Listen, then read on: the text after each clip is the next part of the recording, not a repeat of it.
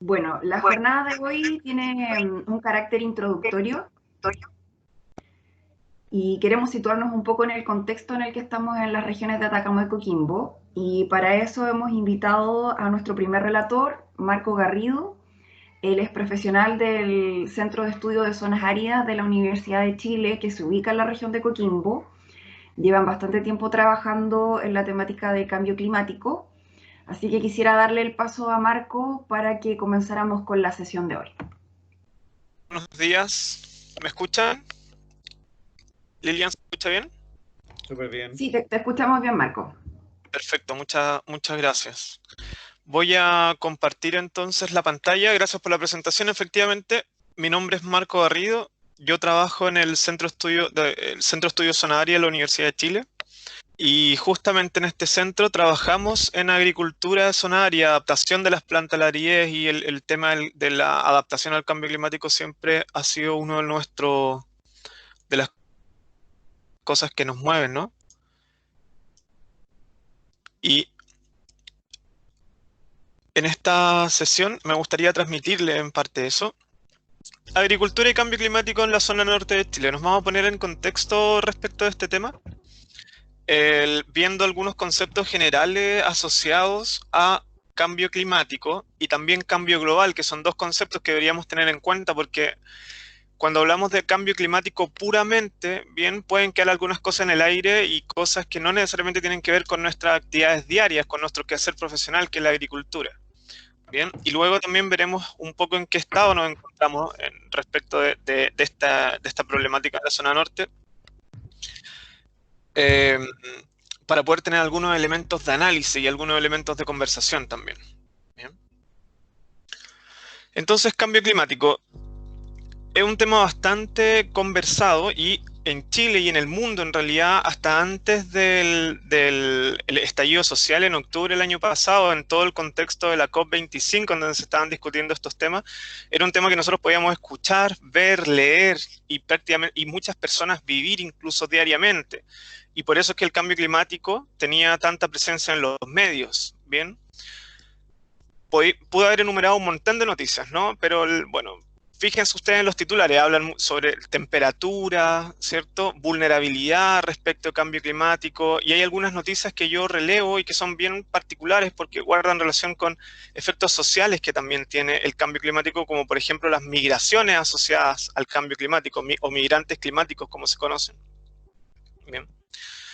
De hecho, en Chile, la Organización de Naciones Unidas declara la primera zona en donde se vive el proceso de migración por cambio climático en una localidad de nuestra región, que fue en Monte Patria. Bien.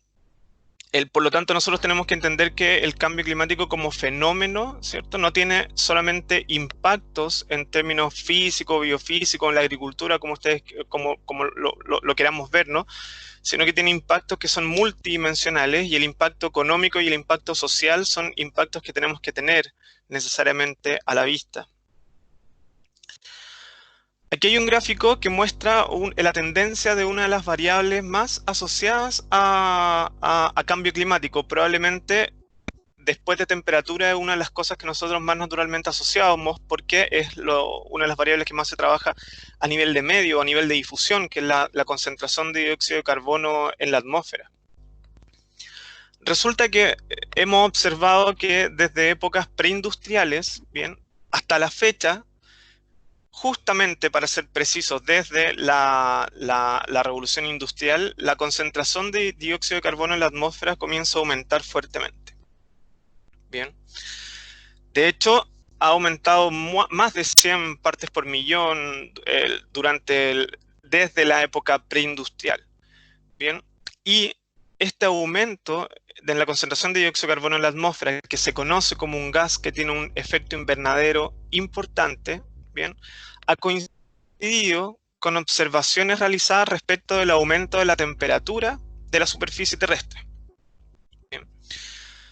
Yo digo ha coincidido, bien, porque se habla bastante sobre si es que acaso estas dinámicas tienen algún vínculo mecanicista o si efectivamente una explica a la otra. Yo les voy a intentar aquí transmitir la idea en base a la evidencia de que efectivamente están vinculados y efectivamente el aumento de la concentración de dióxido de carbono ha generado que aumente la temperatura en la superficie de la Tierra. Y este aumento de la temperatura en la superficie de la Tierra, como ustedes pueden ver en este gráfico, que muestra la tendencia de cambio de temperatura desde la época preindustrial hasta la época actual, donde ustedes pueden ver que hemos llegado a un aumento de 1 grado sobre la media, bien, es producto del aumento del dióxido de carbono en la atmósfera. Un par de datos sobre esta variable, sobre la temperatura de la superficie terrestre, en el fondo tierra y océanos. El 2005 se realiza una actividad que a nivel mundial fue bastante importante, que fue el Acuerdo de París, bien, en donde un grupo de representantes de prácticamente todos los estamentos, en el fondo, del mundo, ¿no? El gobierno, científicos, sociedad civil organizada, etcétera, se reúne para discutir sobre este tema, alimentados de la información del panel intergubernamental de cambio climático, que es un panel de expertos, bien, que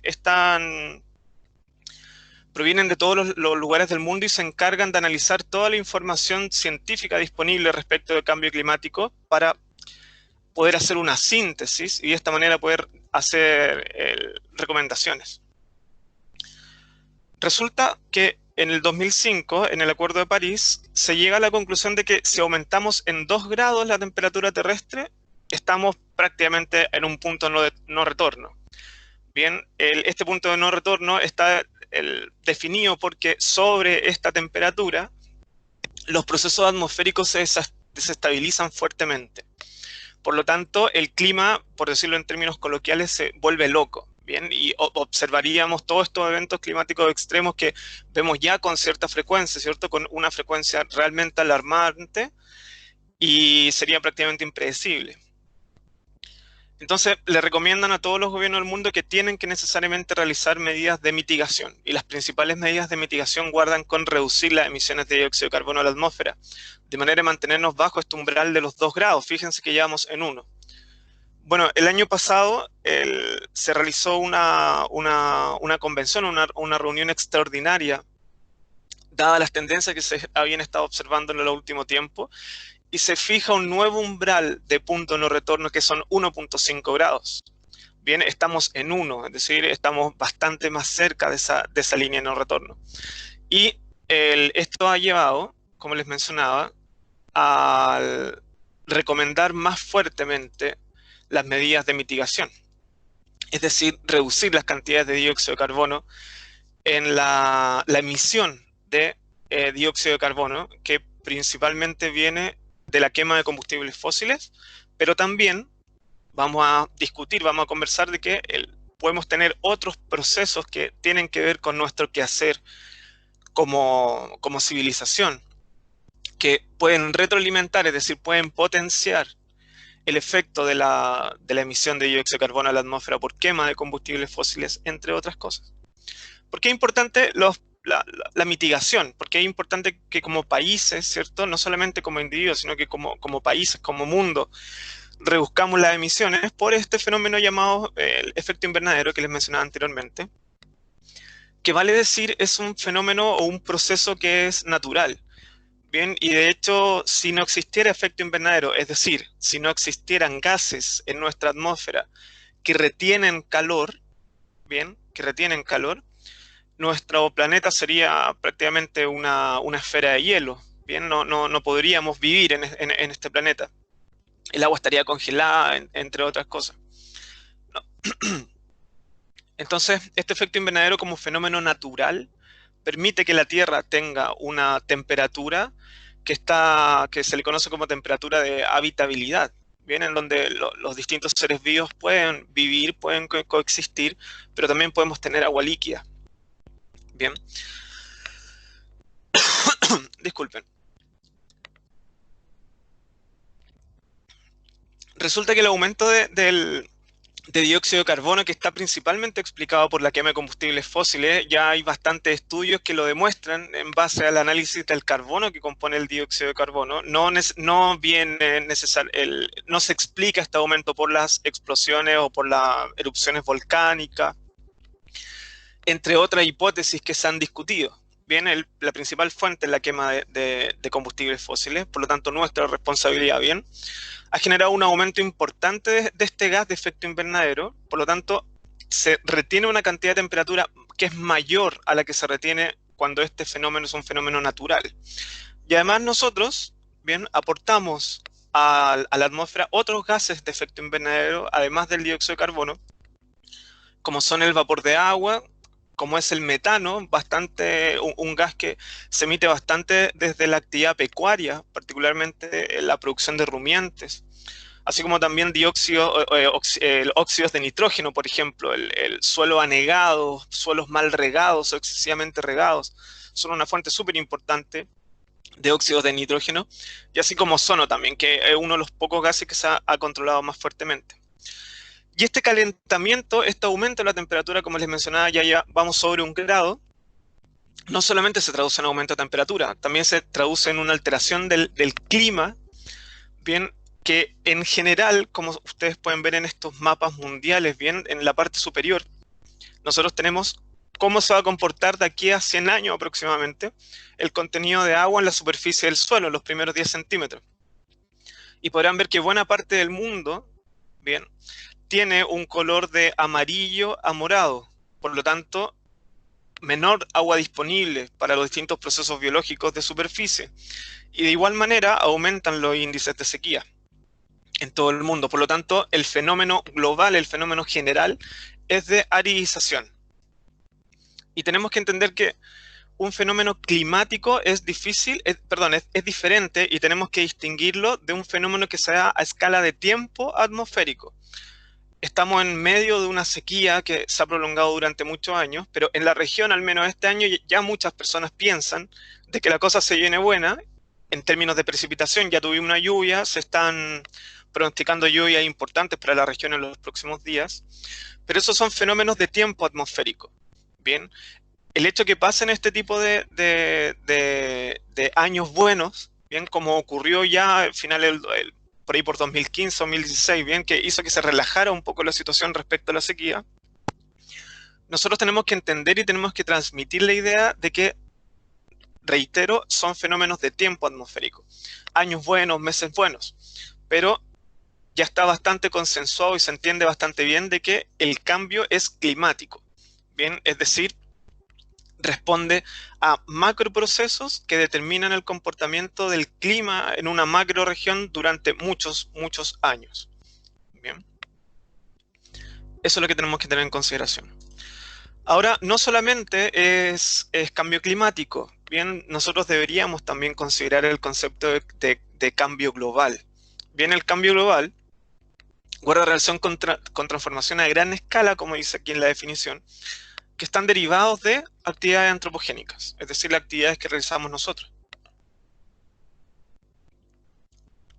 Y sus impactos son multivariados. Bien, no tienen un impacto, por ejemplo, netamente atmosférico o eventualmente climático. Y es diferente el cambio climático. El cambio climático es uno, bien, de los tantos procesos que ocurren en un fenómeno de cambio global. Bien, y probablemente es uno de los más importantes. Pero hay otro impacto además del cambio climático, que tienen que ver en el fondo, están necesariamente relacionados. Ascenso al nivel del mar, por ejemplo, acidificación de los océanos. Los océanos son uno de los principales sumideros de dióxido de carbono, así como los bosques también. Bien, entonces son fuentes de mitigación bastante importantes que deberíamos cuidar y tener en consideración. Derretimiento glaciales, probablemente han escuchado, que tiene que ver en parte con el ascenso del nivel del mar.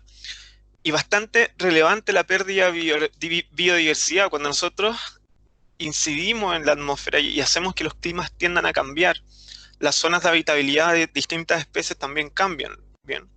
Por lo tanto, se promueven fenómenos de extinción masiva. Y hay una serie de cambios en los regímenes climáticos, bien, que además tendrán impacto sobre la productividad de los sistemas agrícolas. Bien, y eso en cierta medida es algo que nos llama a nosotros. Y aquí tenemos que tener en consideración de que aquí hay un feedback, hay una retroalimentación, hay dos fenómenos comunicados. Bien, nosotros realizamos ciertas acciones como civilización, ¿no? Que cambian el clima y ese clima hace que nuestra actividad también deba cambiar. La agricultura probablemente es una de esas actividades en donde la sensibilidad es más alta. Bien, porque tanto la producción agrícola, vegetal, como la producción pecuaria está se vuelve una actividad aún más vulnerable. Ustedes saben, hablan con agricultores día a día, ¿no? Los riesgos siempre están ahí presentes.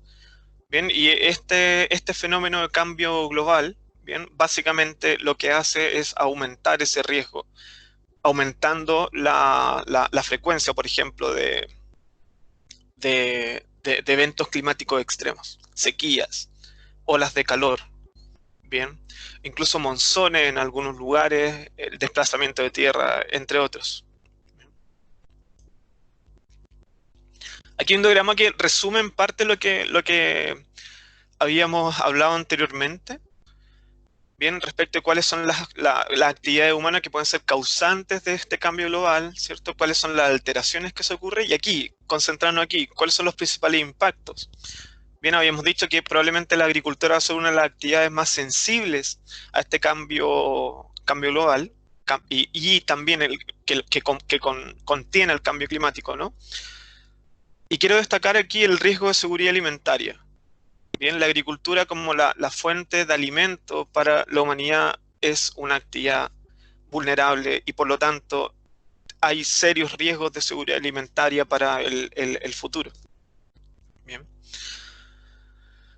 Y finalmente, solamente mostrarle esto como anécdota respecto a este contexto global respecto al cambio climático y cambio global. Aquí hay un estudio que se ha venido revisando durante la última década y no ha hecho más que confirmarse que son los drivers o los conductores antrópicos, es decir, efectivamente nosotros estamos promoviendo el cambio climático así como también el cambio global a través de procesos como, por ejemplo, no solamente emisión de dióxido de carbono, cambio de uso de suelo, deforestación, entre otros, ¿bien? Y la verdad es que hay bastante consenso y se ha reafirmado la idea de que sí, efectivamente, si bien hay varias hipótesis alternativas, y esto un poco se lo cuento como anécdota también, mucho se ha trabajado en términos de emisiones de gases de erupciones volcánicas, yo le mencionaba anteriormente, pero también otras cosas, por ejemplo, a la actividad solar, bien que podría estar asociado a un aumento de la temperatura en periodos prolongados de tiempo. La verdad es que ya se entiende que son los forzantes antrópicos, lo que nosotros hacemos, lo que ha cambiado la tendencia del clima a nivel global. Bien, aquí ustedes pueden ver cómo ha variado la temperatura en los distintos, en distintos lugares del mundo, ¿cierto? En los distintos continentes. Y aquí abajo está el resumen de los valores promedio a nivel planetario.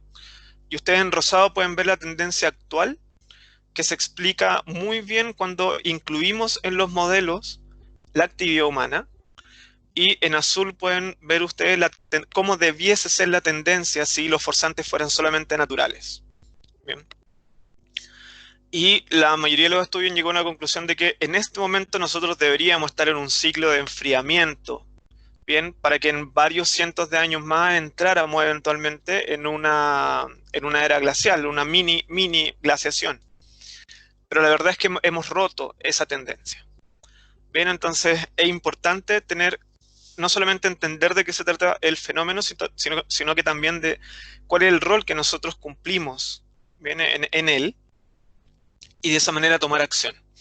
Ya le hablé un poco sobre mitigación. Bien, la mitigación tiene que darse a nivel global. Tenemos que reducir como humanidad, ¿verdad?, las emisiones de gases de efecto invernadero, pero aunque lo lográramos, bien, que no es una tarea fácil y especialmente hoy en donde se pone tanto ojo en la recuperación económica, lo que muy probablemente, y lo estamos viendo, va a generar un cierto relajo en los requisitos o en las exigencias ambientales en la producción.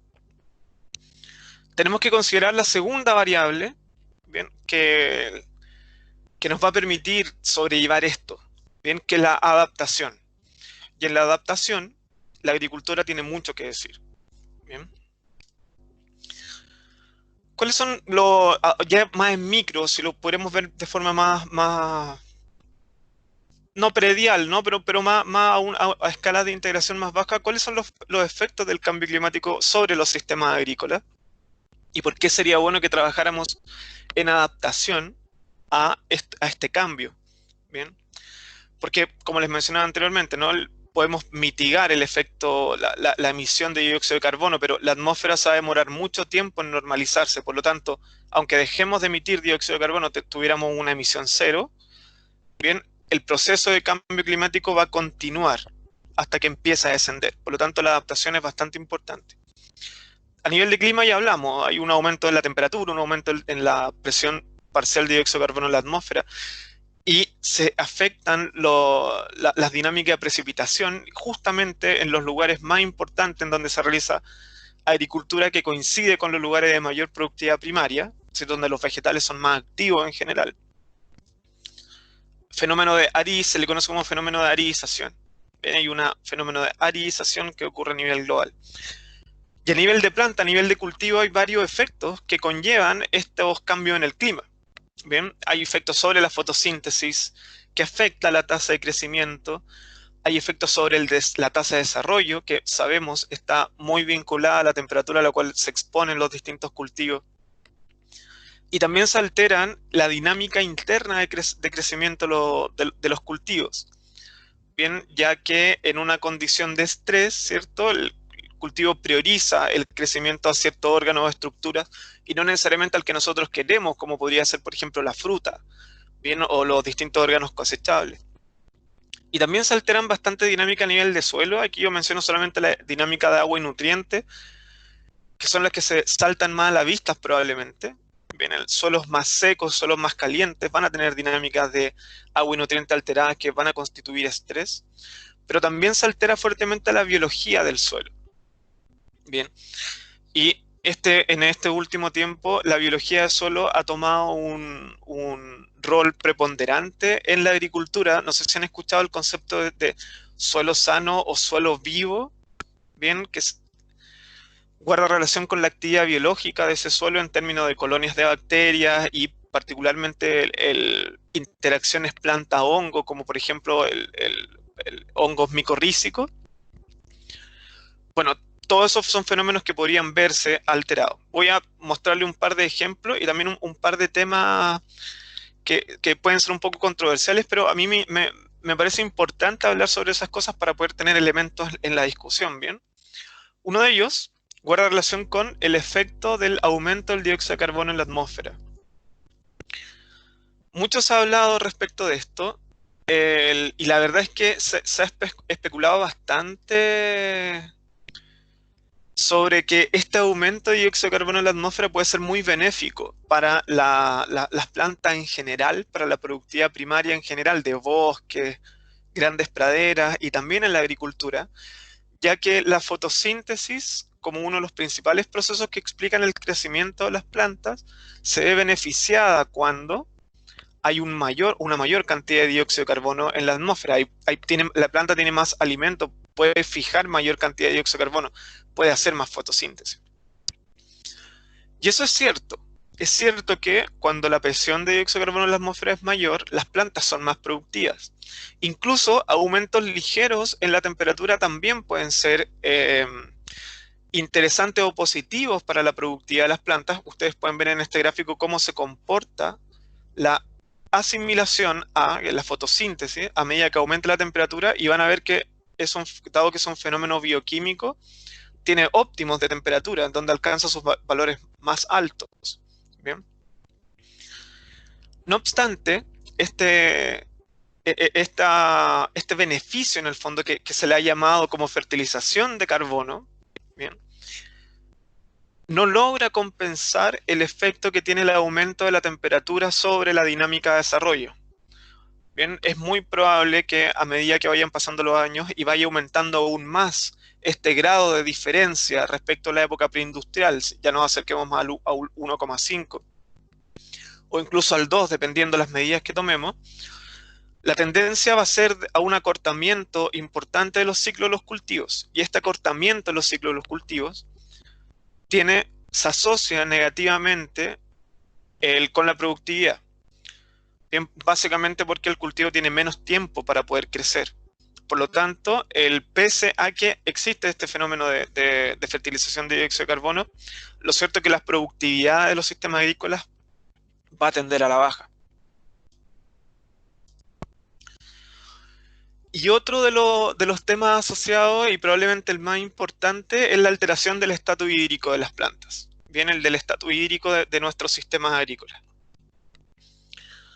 Tenemos dos frentes de ataque o dos frentes de problema, bien, respecto del estado hídrico de las plantas. Uno guarda relación con la temperatura de la atmósfera, que lo que hace es que aumente la demanda atmosférica, bien, aumenta la demanda de agua. La atmósfera se vuelve una atmósfera mucho más seca. Y como veíamos en los gráficos anteriores, la menor precipitación y la menor capacidad de los suelos de poder retener agua, bien, también generan que el suministro de agua para las plantas disminuya. Bien, disminuye el suministro de agua, aumenta la demanda atmosférica, entonces tenemos dos frentes de estrés para la planta, lo que se traduce en que los sistemas agrícolas en general van a estar sometidos a una tensión desde el punto de vista hídrico. Bien, aquí hay un gráfico, aquí abajo, que muestra cómo se comporta el potencial hídrico de la planta, que es una medida del estrés a medida que pasan los días desde que se corta el riego en este experimento. Y el potencial hídrico lo que hace es que baja y sigue bajando porque la planta transpira y sigue consumiendo agua, su estado hídrico va disminuyendo, va experimentando cada vez un mayor estrés. Y las distintas especies tienen distintos umbrales también. Entonces aquí se ve cuál es el punto de marchitez de esta especie en particular. Bien, algunas plantas podrán estar más arriba, otras plantas podrán estar más abajo. Pero lo importante es que si los forzantes o los frentes de estrés van a ser constitutivamente más intensos, ¿cierto? Siempre nuestros sistemas van a estar más cerca de estos puntos de estrés o puntos de no retorno.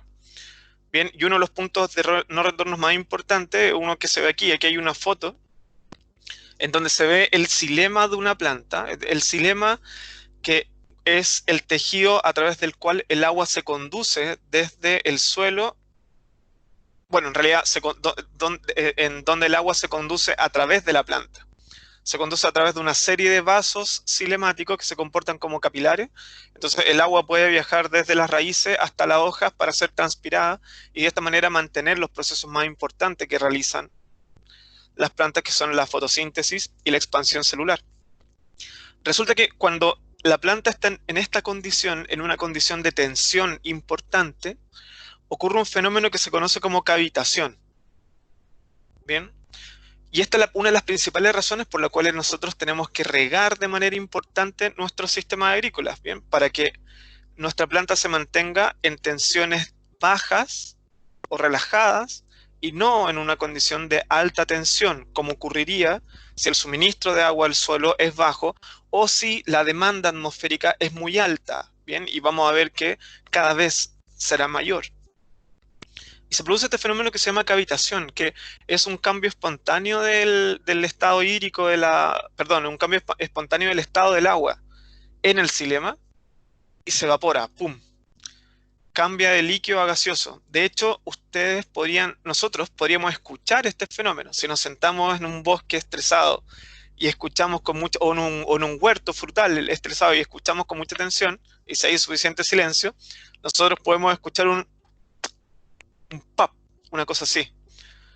Y es este cambio de estado que genera esta burbuja. Y estas burbujas lo que hacen es bloquear los vasos a través de los cuales fluye el agua en las plantas.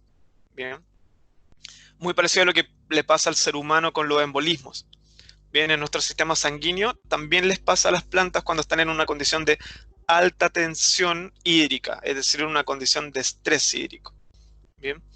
Y esto nosotros tenemos que aplacarlo, bien, y no obstante las plantas tienen una serie de mecanismos para poder evitarlo, pero estos mecanismos no tienen una cobertura infinita. Bien, por lo tanto, y aquí reitero, adaptación es la palabra que nosotros deberíamos acuñar respecto del cómo vamos a enfrentar desde el punto de vista de los sistemas agrícolas el cambio climático.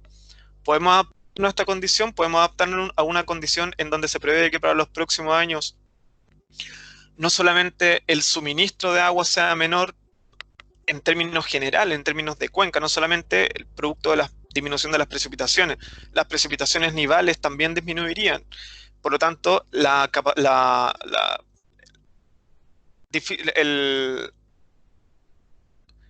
disponibilidad de agua en embalses, por ejemplo, también constituye una fuente de riesgo desde el punto de vista hídrico. ¿Podemos adaptarnos a esta situación? Sí podemos, y esa es un poco la idea.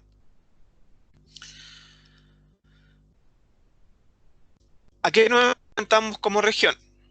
Bien, el fenómeno de megasequía, no sé si alguno de ustedes habrá escuchado hablar de este fenómeno, el fenómeno de megasequía, pero es un término que se acuñó ya hace algunos años en distintos lugares del mundo, y nosotros, en particular, en la zona centro y centro-norte de Chile, más o menos desde la región de Coquimbo hasta la región del Biobío, hemos experimentado ya una década de mega sequía y el mundo ha puesto el ojo sobre nosotros, bien dado lo prolongado e intenso de este fenómeno.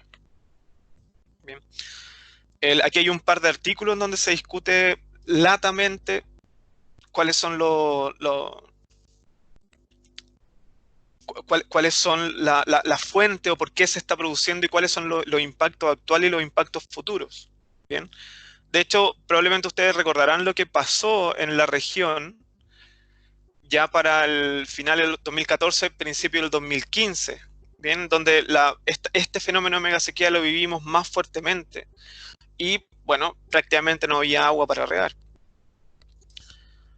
Hemos experimentado, este gráfico no está actualizado, ya vamos en un déficit de aproximadamente un 35% de precipitación. Bien, eso se va a atenuar un poco con lo que está ocurriendo ahora, pero insisto, lo que está ocurriendo ahora, o lo que ocurrió y lo que se pronostica que ocurra, es un fenómeno de tiempo atmosférico, no es un fenómeno climático. La megasequía es un fenómeno climático.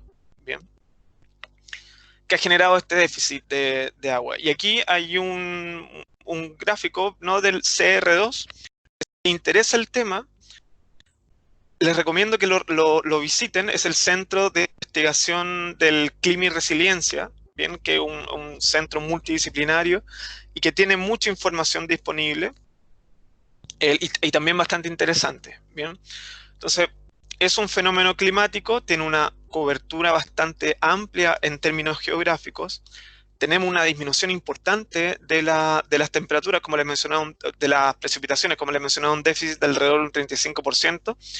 La región de Coquimbo es una de las regiones más afectadas por este fenómeno, ¿bien? Y se indica que al menos un 25% tiene un origen antrópico, o sea, está influenciado por lo que nosotros hacemos, al menos un 25%. Lo que nos lleva a lo que discutíamos anteriormente, ¿cierto? Entender el fenómeno, ¿bien? Entender cuáles son sus causantes, cuáles son nuestras responsabilidades, de manera de entender por qué y cómo debemos mitigar y por qué y cómo debemos adaptarnos. Bien. Y bueno, solamente como algunos datos, ¿no? Hasta hace poco se había medido que tenemos un déficit también de cobertura nival en la región de alrededor de un 40%, lo que obviamente se va a traducir en una menor disponibilidad de agua para acumular en los embalses y de esa manera para poder regar. Además de las precipitaciones como agua líquida. Y aquí hay unas fotos de un reportaje que se dio hace unos años en Red Agrícola. Aquí está el link si es que acaso no lo han revisado, siempre vale la pena darle una vuelta, que como les mencionaba anteriormente, este fue el paisaje que dominó en ese verano del 2015, en donde, bueno, no había agua para regar, por lo tanto el suministro de agua era cero, un año cálido, bien, por lo tanto la demanda atmosférica era bastante alta, y la verdad es que los huertos frutales, la fruticultura como sistema agrícola, ¿cierto? Se mostró muy vulnerable.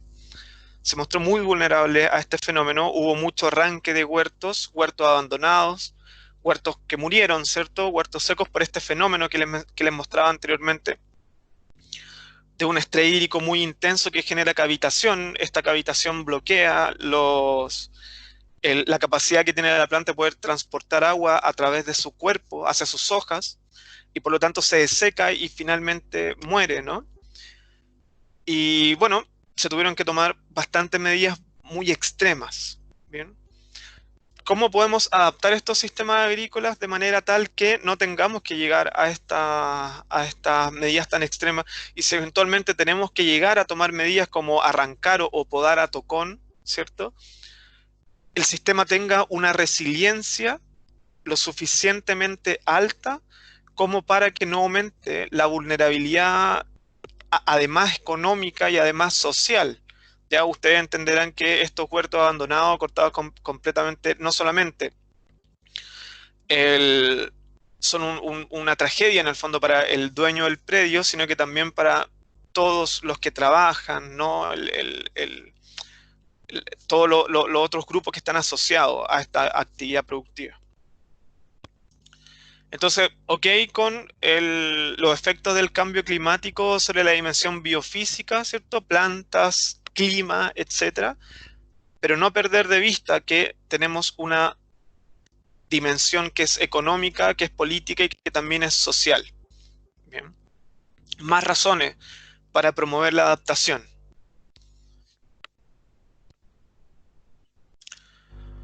Entonces, ¿qué nos dice el contexto actual ya enfocado en nuestra región, ¿no? Estoy aquí. ¿Qué nos dice el contexto actual ya más enfocado en nuestra región? Bueno, resulta que la fruticultura desarrollada en desiertos y zonas áridas, como es nuestra región, ¿cierto? No olvidemos, parece algo muy obvio, ¿bien? Pero es una fruticultura y una actividad agrícola que es de riego, ¿bien? Y dado que es de riego, nosotros la hemos diseñado de manera tal que la verdad es que no está adaptada a una condición ecológica de sequía, ¿bien? Como podría ser los sistemas de matorral, para llevarlo a un extremo, ¿cierto? Y entender además que esta condición de sequía, ¿cierto? De aridez, lo cierto es que debiese intensificarse a través del tiempo. ¿Dónde enfocar los esfuerzos? Bueno, yo creo que el enfoque de los esfuerzos de adaptación guarda en relación con aumentar la eficiencia del uso del agua, pero aumentar la eficiencia del uso del agua de nuestro sistema agrícola. Y eso es lo que tenemos que promover, y eso es lo que se ha promovido tan fuertemente, y la región de Coquimbo y la región de Atacama han sido un ejemplo para el país desde ese punto de vista, respecto del almacenamiento, transporte y uso de agua, hasta que el agua cae del gotero en el fondo. Bien, la promoción de adoptar sistemas de riego que sean mucho más eficientes, mejorar la condición de los embalses, mejorar la condición de los canales es fundamental desde este punto de vista. Pero también tenemos mucho que hacer a nivel intrapredial, bien, en los predios mismos, desde el monitoreo del agua en el suelo, el monitoreo de la condición de la planta, y algo que va más allá, que no siempre es la alternativa más popular, digámoslo desde ese punto de vista, pero nuestra región tiene que sufrir un cambio en su paisaje agrícola, ¿bien? Y probablemente la diversificación del paisaje agrícola, ¿bien? Va a ser una muy buena fuente de adaptación hacia el futuro, y un poco esta capacitación en general tiene además ese enfoque, ¿cierto? Tiene este enfoque global respecto a la eficiencia del uso del agua. esto ya lo mencionábamos anteriormente, la necesidad de adaptación es prioritaria, bien, dado los impactos no solamente biofísicos, sino que también sociales y económicos que tiene que tiene una agricultura que es vulnerable. Bien, ¿y a qué nos llama esto? Nos llama esto a hecho todo lo anterior, bien, desde el aguanieve, desde el embalse, canales, sistema de riego, bien, intentar cambiar el foco y entender a los sistemas agrícolas como sistemas ecológicos, no como una máquina en el fondo a la que nosotros le ponemos cosas y salen cosas, sino que intentar entenderla como un sistema ecológico que sufre procesos, sufre ciclos. Estos procesos y ciclos son complejos y nosotros eventualmente podemos ayudarle a que esos procesos ocurran de mejor manera, y si ocurre un desastre como lo que ocurrió durante la mega sequía, maximizar su resiliencia. Es decir, una vez que se acabe el fenómeno de estrés, puedan volver a su condición inicial. Bien. Entonces, ¿qué nos dice lo que revisábamos anteriormente? Que hay que cambiar algunos paradigmas. Bien, y yo les voy a mencionar ahora un par de temas que la verdad es que no son nada muy nuevo, ¿no? Yo creo que no va a ser nada más que un refuerzo, pero ojalá que sea un refuerzo que nos permita a nosotros volver a conversar y hacer reflotar algunos de estos conceptos. El primero es la eficiencia del uso del agua. Bien, que ya lo habíamos hablado anteriormente, es importante que seamos ultra eficientes desde el embalse hasta la gota que cae de nuestro sistema de riego tecnificado de alta eficiencia. Pero una vez que la gota cae, tenemos que asegurarnos que como sistema también seamos eficientes. Y una manera es optar por cultivos que tengan una eficiencia natural alta, es decir, que sean capaces de producir una buena cantidad de materia seca o de biomasa o de producto cosechable, que es lo que vemos en el eje Y de este gráfico, por unidad de agua que transpiren, ¿ya? Es decir, agua que van a tomar del suelo y que la van a transpirar para suplir la demanda atmosférica. Que transpire es importante porque al transpirar, las plantas pueden tener sus estomas abiertos, que son unos poros que están en la superficie de la hoja. Y estos poros permiten que ingrese el dióxido de carbono y que las plantas realicen fotosíntesis. Bien, pero no todas las plantas son igual de eficientes a la hora de realizar este proceso. Bien, solamente como dato, en promedio, una planta tiene que dejar perder por transpiración alrededor de 500 moléculas de agua para fijar solo una molécula de dióxido de carbono a través del proceso de fotosíntesis. Por lo tanto, ya naturalmente es un proceso bastante, entre comillas, injusto. Bien, y nosotros deberíamos intentar potenciarlo y disminuir esa tasa, esa razón. Ojalá, qué sé yo, a 300 o 250 moléculas de agua por unidad de molécula de dióxido de carbono fijado. Y eso lo podemos lograr a nivel predial eligiendo especies que tengan naturalmente una alta eficiencia del uso del agua. Aquí están los extremos en verde, fíjense ustedes. Tenemos la tuna, que es una especie crasulácea, que naturalmente tiene una muy alta eficiencia del uso del agua. Pero también hay otras alternativas y son especies que nosotros venimos estudiando ya desde hace mucho tiempo en el centro, que son especies adaptadas a condiciones de aridez, como son el granado y la higuera, por ejemplo, que tienen eficiencia del uso del agua muy por sobre el promedio de las especies más convencionales. Bien. Con esto no digo que hay que cambiar toda la producción por estas especies de alta eficiencia. Lo que yo promuevo, lo que yo promovería o lo que yo discutiría sería una diversificación del paisaje agrícola. Bien, imagínense, qué sé yo, yo tengo un predio en donde tengo solamente paltos. Bien, una especie bastante demandante de agua, de una baja eficiencia y además bastante sensible al estrés hídrico. Si ocurre un fenómeno de sequía intenso, probablemente perderé todo ese predio. Bien, pero ahora, ¿qué pasa si ese paisaje agrícola está diversificado? Por ejemplo, la mitad es palto y la otra mitad son especies de alta eficiencia y eventualmente de alta tolerancia al estrés. Durante un proceso de sequía, durante un proceso de déficit hídrico, yo podría priorizar el riego a esa mitad de paltos, por ejemplo, y disminuir el riego en mi especie más eficiente y más tolerante. De esta manera, mis probabilidades de pérdida total disminuyen fuertemente. ¿bien? Y de esa manera hago el sistema más tolerante y también lo hago más resiliente, ya que cuando se relaje el tema de la sequía, voy a poder volver a una condición normal más rápidamente que si hubiese tenido que arrancarlo todo porque básicamente no tenía para regar todo, ¿no? O la gran mayoría. Pero es un poco esto lo que les mencionaba anteriormente. Aquí hay un ejemplo que muestra simplemente cómo se comportan estas especies que, como les digo, hemos estudiado bastante en el centro respecto de una condición de sequía. Higuera a la izquierda, Granado a la derecha, las dos responden muy diferentes. Fíjense que mientras Granado se amarillea, el Higuera se defolia. Esto es riego cero durante prácticamente 40 días, 45 días. Bien. Aquí lo importante es que ustedes miren que, no me voy a detener mucho en esto, pero luego de la línea roja, que es restitución del riego, las plantas son capaces de volver a una condición de, bueno, la roja y la morada, ¿no?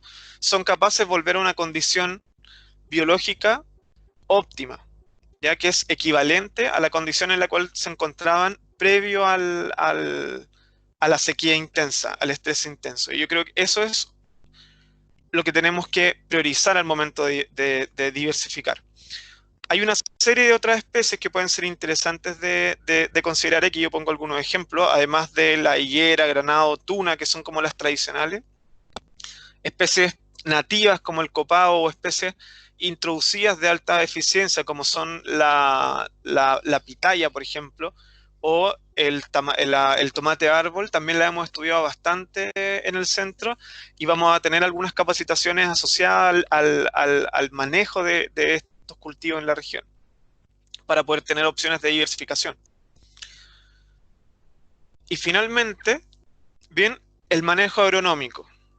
Bien, que tiene que ser un manejo agronómico enfocado en la eficiencia, de manera de poder adaptarnos a una condición de cambio climático.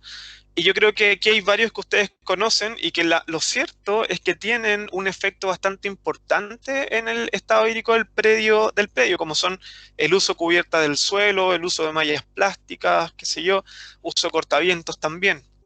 Esto está normalmente enfocado en disminuir las pérdidas, ya pérdidas por evaporación directa, así como también disminuir las tasas de transpiración de las plantas, como por ejemplo las mallas y los cortavientos, de manera que usen menos agua por unidad de carbono fijado, que es lo que les mencionaba anteriormente.